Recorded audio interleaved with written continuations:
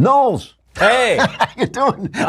Pretty good. Good to be back. Yeah, I was away for the weekend. I didn't see you. What you been up to? So usually you make me see bad movies, but you didn't make me see this bad movie. You wandered I in saw on it your own. anyway. Yeah. I saw Incredibles 2. Oh. Did you see it? No, I saw the first one. The first one was one of a great animated picture. This one, I mean, I'm probably going to put a good 10 minutes into this on the show today because there's so much to delve into. Yeah. But yes. You got to remind people what Incredibles was, because it was really a conservative movie. It's a fabulous movie. And by the way, I had never seen the first one. Okay. So sweet little Elisa, now Saint little Elisa, because she's married to me, she wanted to go see the sequel. So she said, you should watch the first one. I said, okay. The first one is this movie about these superheroes, and but then they're outlawed, so the family has to kind of go into hiding. Because they're too special, right? They're too much better than everybody else. They're too extraordinary. They're too excellent. Right. And what the movie is really about is a midlife crisis and a middle-aged guy settling into suburbia and dealing with his family in this new stage of life. And it's a terrific movie. It's a real movie about something. And this movie ruins all of that. Huh. It manages. Really? It really does. It undercuts so much of the first movie. So some people or I wrote a review of it, and some people are getting angry. They say, "Oh, I liked the sequel," and I said the sequel is fine compared to everything else that's coming out of Hollywood right now. Yeah. Compared to that first one, it's really a huge decay. It's a real What do they do degradation. wrong? What's wrong with it? It's just feminism. I should have, as I've Feminism ruins learned, if everything, I've learned yeah. anything from the Andrew Klavan show, it's that feminism ruins It everything. ruins everything. It is like this toxic gas that just people, you don't know why, suddenly the guy next to you falls over and you can't see it. It just permeates. Oh no, put the masks on, the feminism's coming. No, that's it. I mean, and this, unfortunately, The Incredibles, it would be one thing if this were just a standalone movie, but that first Incredibles did so much to fight against that poisonous narrative, and then this one is just never mind.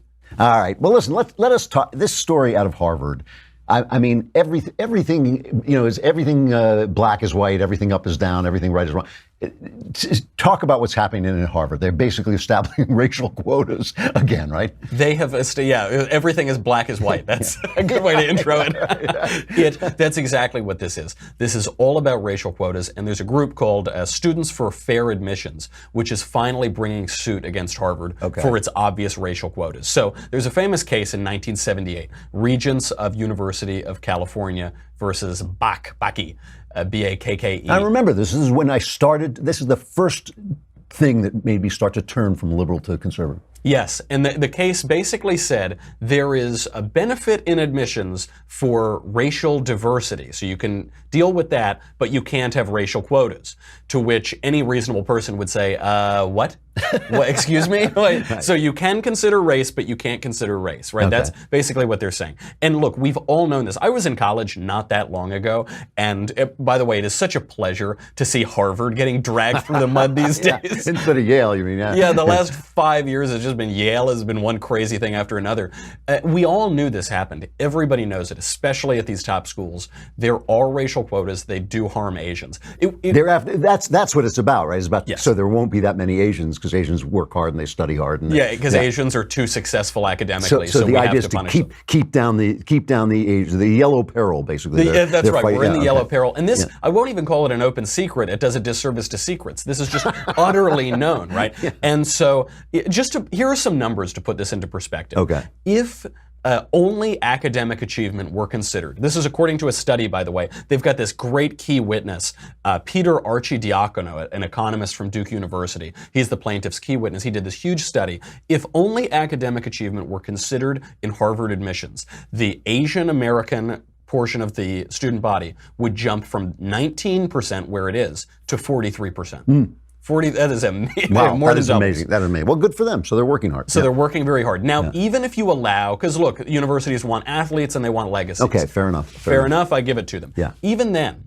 the Asian population would be 31%. Okay. Now, if you account for extracurriculars and certain personal leadership or whatever, this is where it starts to get murky. But and also, also, it really cuts, this argument is deeply undermined by the other findings. But let's just say hypothetically that Asian students didn't do all these extracurriculars, they weren't student leaders, blah, blah, whatever. Okay. The percentage would still be 26%, Okay. yet the real percentage is 18 to 19%. So we're missing some Asians here. We're missing a lot of Asians. What is going on? Well, what's going on is that there's another demographic, or another category that's been found called demographic. And we don't really know what this category is. Harvard is releasing documents. They had their own internal investigation, which showed that they were biased against Asians. And then, so they're releasing documents highly redacted. So now the plaintiffs point to those documents and say, see, there's discrimination. And Harvard says, well, you're using redacted evidence. I say, well, you're the one who redacted it. Hey, you don't get into Harvard for nothing. You got to be smart. Right. So wait, I read that they're basically claiming that Asians don't have nice personalities. Yes, that's the way they're hitting them. So this category, this kind of murky category, demographic, all we know about it is it bumps up the number of Hispanics and black applicants who get in, and it's a penalty for being Asian. The way they're hitting them is because they can't hit them on the test scores. Right. Asians do the best on the test scores, on SAT, on number of APs passed, on GPA. By the way, they even have more extracurriculars than the average applicant who's getting in. So even that argument goes away. They're ranking them on likability, helpfulness, courage, kindness. No, wait a minute. I kid you not. You're joking. You're making this up. This is from the Harvard evaluation. Give me those again. Slow that down a little bit. Give me. This is what they're ranking Asian students, or all students, I guess. Yes. On what qualities? On the personal score. This includes, pay attention because it's ridiculous. Yeah, likability. Likability, okay. Helpfulness. Yeah. Courage. Yeah. Kindness. Positive personality, instead of a negative personality. People like to be around them, and the person is widely respected. And I got to tell you, Drew, I have never liked to be around those miserable, cruel Asian students. So Harvard's position now is that nobody likes to be around Asians. That's right. And Asians are not courageous, and they're not helpful. And no way. Nobody respects them. That's Harvard's position. Is there a class on how to recognize an Asian so you stay away from them? I mean, there are these things called implicit biases that Harvard people rant about. I think this is an explicit bias. Oh, and by the way, yeah. the crazy thing here is if you look at the alumni interviewers, when you apply to these schools, you interview with an alumnus. And when the alumni interviewers rate the Asian students, they put them basically on par with white students. There's not really much of a difference on personality or whatever. Okay.